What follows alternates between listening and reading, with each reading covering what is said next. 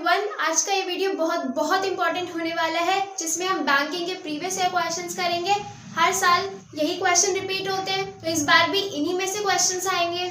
तो इस वीडियो को ध्यान से समझना, पूरी लास्ट तक देखना ताकि बैंकिंग का चैप्टर आपका अच्छे से प्रिपेयर हो जाए। तो करते हैं स्टार्ट फर्स्ट क्वेश्चन से। फर्स्ट क्वेश्चन है हमारा, explain the process of credit creation by commercial bank. Commercial banks जो होते हैं वो क्रेडिट कैसे क्रिएट करते हैं या फिर मनी कैसे क्रिएट करते हैं, हमें उस प्रोसेस को इसमें एक्सप्लेन करना है। ये 2017 में, 2019 में, 20 में आया हुआ है, हर बार ये क्वेश्चन रिपीट हुआ है, तो देख सकते हो आप कितना इंपॉर्टेंट है। 4 मार्क्स में पूछा जाता है। और क्वेश्चन कौन से आए हुए हैं, explain function of central bank. आपको 2 फंक्शन दे देंगे 2-2 मार्क्स में, या फिर एक फंक्शन दे देंगे 4 मार्क्स में जो आपको एक्सप्लेन करना होगा। इस चैप्टर में मेन ये 2 ही क्वेश्चन बनते हैं जिन्हें थोड़ा बहुत चेंज करके आपको एग्जाम में मिल सकते हैं। जो और टॉपिक था कंट्रोल ऑफ मनी सप्लाई का, वो डिलीट हो चुका है, तो उसके क्वेश्चन नहीं आएंगे। पढ़ना आपको फिर भी है क्योंकि उस टॉपिक का यूज नेक्स्ट चैप्टर में हो रहा है, तो आप उसको छोड़ नहीं सकते हो। इस चैप्टर में से 2 ही क्वेश्चन बनेंगे, तो हम एक एक करके दोनों को डिस्कस करते हैं। क्वेश्चन के साथ साथ हम कोशिश करेंगे पूरे टॉपिक को रिवाइज कर सके, जिससे अगर क्वेश्चन थोड़ा बहुत चेंज होके भी आता है तो उस क्वेश्चन को भी हम कर सके। फर्स्ट क्वेश्चन से स्टार्ट करते हैं। Explain the process of credit creation by commercial bank. Commercial bank कैसे मनी क्रिएट करते हैं इकोनॉमी के अंदर। तो पहले समझते हैं क्रेडिट क्रिएशन का क्या मीनिंग होता है, और ये क्रेडिट क्रिएशन की जगह मनी क्रिएशन भी आ सकता है आपके एग्जाम में। तो मनी क्रिएशन होता क्या है, जो कमर्शियल बैंक्स होते हैं उनके पास हम अपनी मनी को डिपॉजिट करवाते हैं। पब्लिक अपनी मनी को, अपने पैसे को कमर्शियल बैंक में डिपॉजिट करवाती है और कमर्शियल बैंक उसी मनी को लोन दे देते हैं। लेकिन जितना वो लोन ऑफर करते हैं ना, वो कहीं गुना ज़्यादा होता है जितना उसके पास डिपॉजिट होता है। इसी को कहते हैं मनी क्रिएट करना, क्रेडिट क्रिएट करना। जितने उनके पास इनिशियल डिपॉजिट थी ना, उससे कई गुना ज़्यादा बैंक्स ने मनी क्रिएट करी है। वही सारा प्रोसेस हम इसमें पढ़ेंगे, वही हमें इसमें लिखना होता है। बैंक्स कैसे इतनी ज़्यादा मनी को क्रिएट करते हैं, इसके लिए हमें पहले 2 एजम्पशंस को मानना पड़ेगा। एज्यूम करके चलेंगे हम कि entire banking system is 1 unit. जितने भी सारे बैंक हैं ना, वो सारे एक हैं। फिर चाहे वो PNB है, ठीक है, स्टेट बैंक है, ये सारे एक ही बैंक है। अगर PNB में पैसे आते हैं या स्टेट बैंक में पैसे आते हैं, सारा पैसा एक ही जगह पे आ रहा है और एक ही जगह से जा रहा है। इन्हें क्या नाम दिया है, banks. All receipt and payment are in the economy through banks. जितनी भी ट्रांजेक्शन्स होंगी ना, जितनी भी पेमेंट ली जाएंगी या दी जाएंगी, सारी बैंक टू बैंक होंगी। ठीक, चेक से पेमेंट कर सकते हैं, ऑनलाइन ट्रांजेक्शन कर सकते हैं, कैश से ट्रांजेक्शन नहीं होगा। जितनी भी पेमेंट्स होंगी सारी बैंक टू बैंक होंगी। ठीक है, ये दोनों चीज़ें हमें एज्यूम करनी है। अब थोड़ा ध्यान से समझना, बैंक्स के पास जितने पैसे डिपॉजिट होते हैं ना, वो कभी भी सारे पैसे लोन पे नहीं देता है। उसका कुछ % अपने पास रिजर्व करके रखता है। जितने पैसे वो अपने पास रिजर्व करके रखता है ना, उसे बोलते हैं हम LRR, लीगल रिजर्व रेशो। ठीक है, इसे कौन डिसाइड करता है कि कितने पैसे कमर्शियल बैंक अपने पास रखेगा? इसे सेंट्रल बैंक RBI डिसाइड करता है कितने %, कितने फ्रैक्शन कमर्शियल बैंक को पैसे रिजर्व करके रखने हैं। लीगल रिजर्व रेशो क्या होता है? वो फ्रैक्शन, वो % जितना पैसा कमर्शियल बैंक्स को अपने पास रिजर्व करके रखना होता है। अब बैंक्स को अपने पास रिजर्व करके क्यों रखना होता है? वो इसलिए क्योंकि हमने अपने पैसे बैंक में डिपॉजिट करवाए हैं। जब हमें ज़रूरत होगी हम बैंक में जाके पैसे विड्रॉ कर लेंगे। ठीक है, और अगर बैंक ने सारे पैसे लोन पे दे दिए तो फिर वो हमें पैसे कैसे देगा? इसलिए कुछ % बैंक को रिजर्व करके रखना होता है। कुछ % ही क्यों रखते हैं? क्योंकि जो डिपॉजिट करवाने वाले लोग होते हैं ना, वो बहुत सारे होते हैं। वो सारे लोग जिन्होंने पैसे डिपॉजिट करवाए हैं ना, वो कभी भी एक टाइम पे एक साथ पैसे निकालने नहीं आते हैं, और ना ही सारे पैसे विड्रॉ करते हैं जितने उन्होंने आज तक डिपॉजिट करवाए हैं। तो डेली डिमांड्स को पूरी करने के लिए कुछ % ही बैंक के लिए काफ़ी होता है। और मनी का कांस्टेंट फ्लो भी होता रहता है बैंक में, नया पैसा भी बैंक में आता है, जिससे कि जो डेली डिमांड्स होती है ना ट्रांजैक्शन की, वो बैंक कुछ फ्रैक्शन से ही पूरी कर सकता है। अब समझते हैं ये सारा प्रोसेस ना काम कैसे करता है। अब इस पूरे प्रोसेस को हम इस टेबल से समझेंगे कि कैसे क्रेडिट क्रिएट होता है कमर्शियल बैंक से। इनिशियल डिपॉजिट कितनी है? 1000 रुपीज़। बैंक में 1000 रुपये डिपॉजिट हुए थे। अब सेंट्रल बैंक ने डिसाइड किया कि 10% लीगल रिजर्व रेशो है, मतलब कि जितना डिपॉजिट बैंक के पास है ना, उसका 10% बैंक को रिजर्व करके रखना होगा, जिसे वो लोन पे नहीं दे सकता है। तो 10% में कितना आएगा, 100 रुपीज़ बैंक ने अपने पास रिजर्व करके रख लिया, बचे कितने, 900। अब 900 को बैंक लोन दे सकता है किसी को भी, तो बैंक ने 900 का लोन दे दिया। अब जिसको लोन दिया है वो क्या करेगा, उस पैसे को कहीं ना कहीं खर्च करेगा। जिसको वो पैसे देगा वो उसके बैंक अकाउंट में जाएंगे। ये हमने एज्यूम किया था कि जितनी भी पेमेंट होंगी ना, वो सारी बैंक टू बैंक होंगी। चेक से हो सकती हैं, ऑनलाइन हो सकती हैं, किसी भी तरह हो सकती है, लेकिन कैश में नहीं होंगी, बैंक से डायरेक्ट बैंक में ट्रांसफ़र होगी। तो जिन्होंने लोन लिया था उन्होंने जो भी पेमेंट करी होगी, जहाँ पे भी वो मनी स्पेंड करी होगी, वो डायरेक्ट उनके बैंक अकाउंट में जाएगी। तो क्या हुआ यहाँ पे, जो 900 रुपीज़ का लोन दिया था ना, वो वापस से कहाँ जाएगा, बैंक में ही आ जाएगा। जो पैसा बैंक ने लोन दिया था ना, वो सारा बैंक में डिपॉजिट बन के वापस आ गया। अब ये क्या हो जाएगा, सेकेंड राउंड के लिए डिपॉजिट। ये फर्स्ट राउंड यहाँ पे ख़त्म हो गया, अब ये सारा पैसा वापस आ गया, तो ये क्या हो गया, सेकेंड राउंड के लिए डिपॉजिट। फिर से वही प्रोसेस होगा, 10% है लीगल रिजर्व रेशो, तो बैंक को 10% अपने पास रखना होगा, बाकी वो लोन दे सकती है। तो 900 का 10% 90, बाकी 810 रुपीज़ जो बचे उससे बैंक लोन दे सकते। तो बैंक ने फिर से लोन दे दिया, फिर जिनको लोन दिया वो फिर से पेमेंट करेंगे, वो पेमेंट डायरेक्ट उनके बैंक अकाउंट में जाएगी, फिर से वो पैसे वापस बैंक में आ जाएंगे। फिर से वही प्रोसेस, 10% अपने पास रखेगा और बाकी पैसे बचे लोन दे देगा। तो ये प्रोसेस ऐसे ही चलता रहेगा। बैंक क्या कर रहा है यहाँ पे, जो 1000 रुपये थे ना, उसी को बार बार घुमा के उसी से लोन दिए जा रहे हैं। अब क्या हो रहा है यहाँ पे, जो डिपॉजिट था वो भी इंक्रीज हो रहा है और जो कैश रिजर्व था वो भी इंक्रीज हो रहा है। पहले कितना था, 1000, सेकेंड राउंड में कितना हो गया, 1000 + 900, मनी कितनी क्रिएट हो गई, 1900। फिर इसको ऐड करेंगे, ऐसे करते करते क्या हो रहा है, डिपॉजिट भी इंक्रीज हो रहा है और साथ में कैश रिजर्व भी इंक्रीज हो रहा है। ये प्रोसेस जब तक चलेगा जब तक कि कैश रिजर्व रेशो किसके इक्वल ना आ जाए, जो हमारा डिपॉजिट था। जो कैश रिजर्व रेशो का टोटल है वो अगर डिपॉजिट के, इनिशियल डिपॉजिट के इक्वल आ जाएगा, वहाँ ये प्रोसेस रुक जाएगा।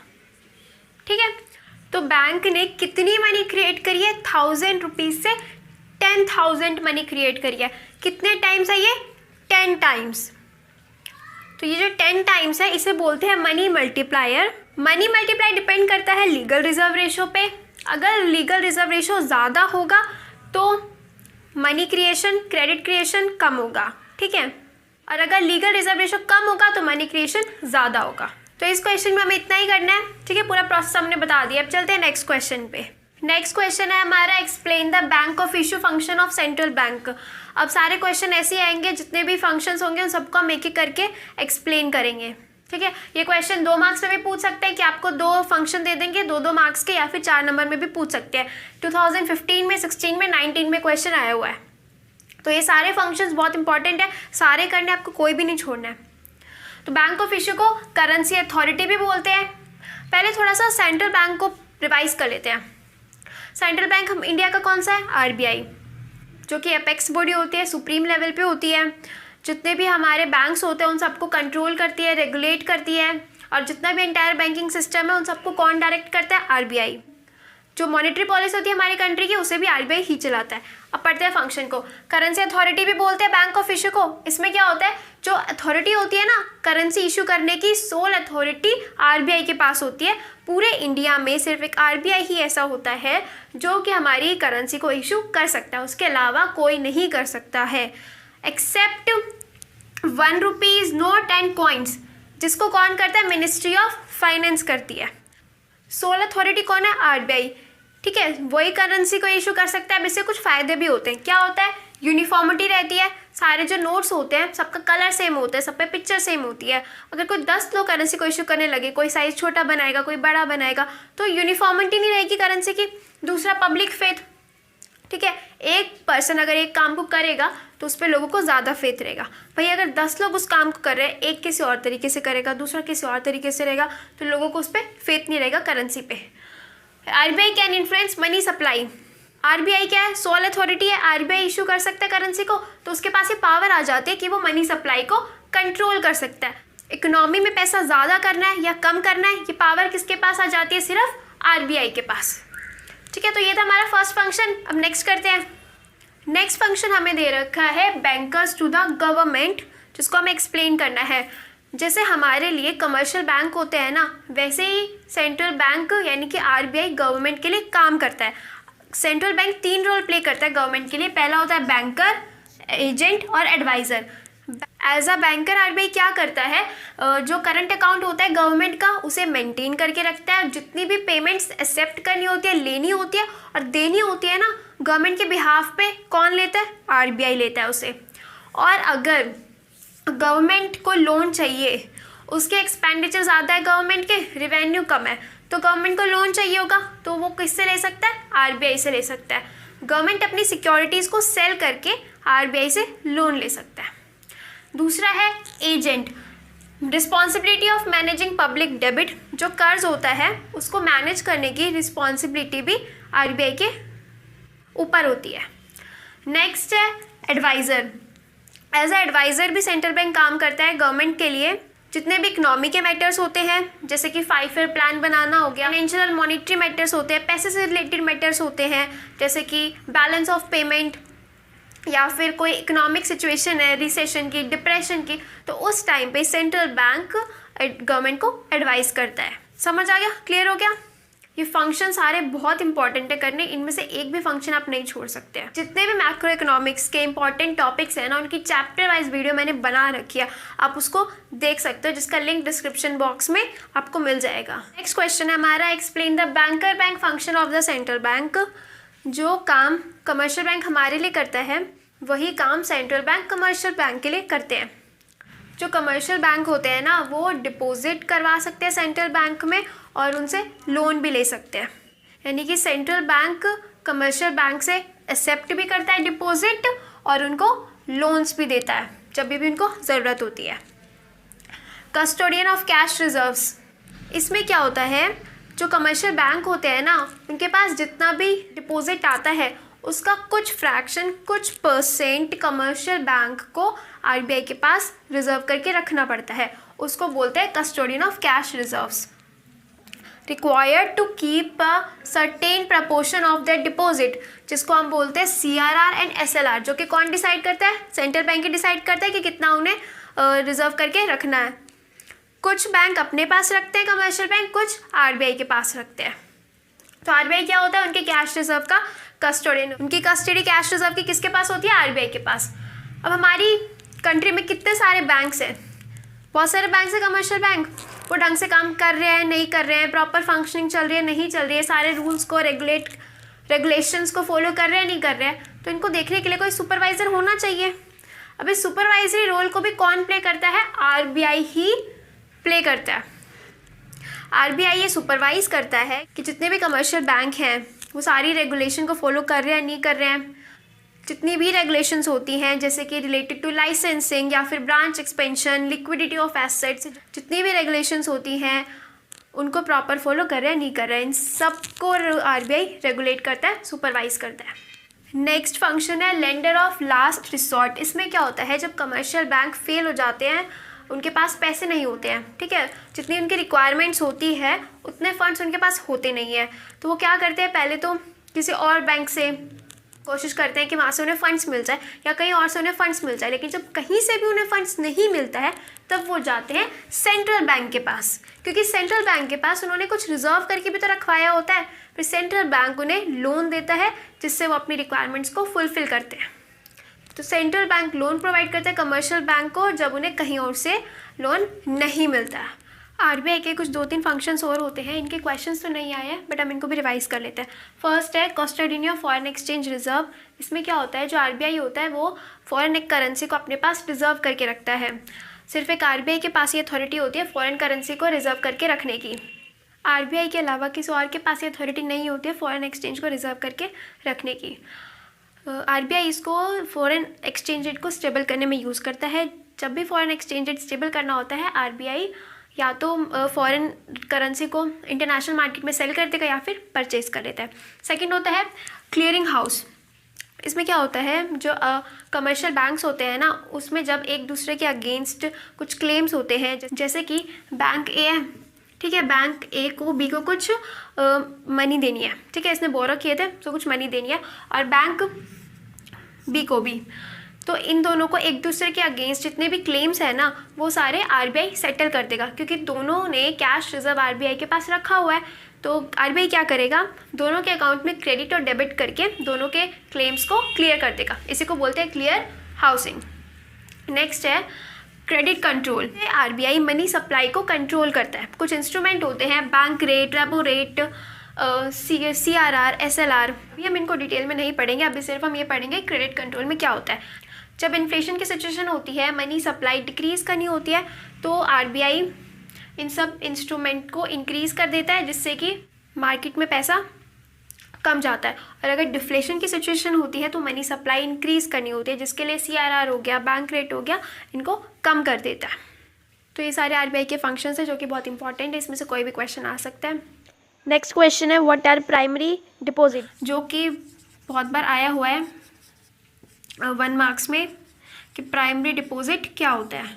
प्राइमरी डिपॉजिट होता है जितना पैसा लोगों ने कैश में कमर्शियल बैंक में सेव कराया हुआ होता है, उस पैसे को बोलते हैं प्राइमरी डिपॉजिट। लास्ट क्वेश्चन है डिफाइन क्रेडिट मल्टीप्लायर। क्या होता है credit multiplier, what role does it play to determining the credit creation power of the banking system.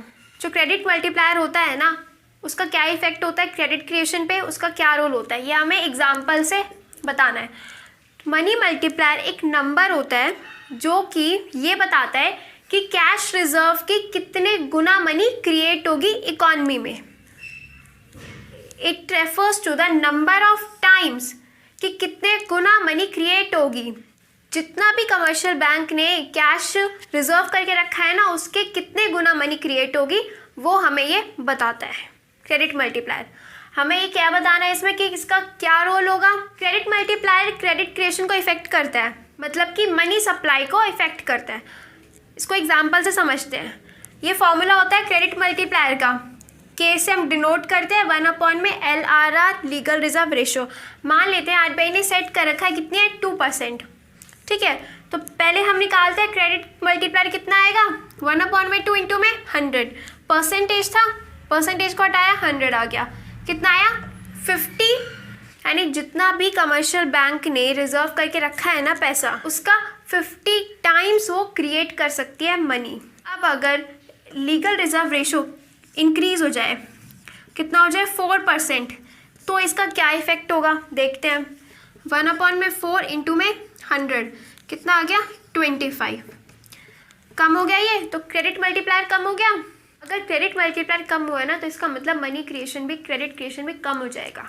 और अगर लीगल रिजर्व रेशो कम हो जाता तो मनी क्रिएशन ज़्यादा होता। तो क्रेडिट मल्टीप्लायर का क्या इफेक्ट होता, तो क्रेडिट मल्टीप्लायर का क्या होता है, अगर क्रेडिट मल्टीप्लायर ज़्यादा होगा तो मनी सप्लाई ज़्यादा होगी, अगर ये कम होगा तो मनी सप्लाई कम होगी। Lower the LRR legal reserve ratio कम होगा तो मल्टीप्लायर भी ज़्यादा निकलेगा और क्रेडिट क्रिएशन भी ज़्यादा होगा। और अगर हाइयर होगा, तो क्रेडिट मल्टीप्लायर भी कम हो जाएगा और फिर मनी सप्लाई भी कम हो जाएगी। इसमें आपको ये न्यूमेरिकल करके दिखाना होगा। So functions of money and money creation by commercial bank, से दोनों टॉपिक बहुत इंपॉर्टेंट है। मैं फिर से बता रही हूँ, मैंने उस वीडियो में भी बताया है जिसमें मैंने इंपॉर्टेंट टॉपिक्स बताए मैक्रो इकोनॉमिक्स के, तो इन दोनों टॉपिक्स को बहुत अच्छे से कर लेना। सो मिलते हैं नेक्स्ट वीडियो में। Have a good day, thank you.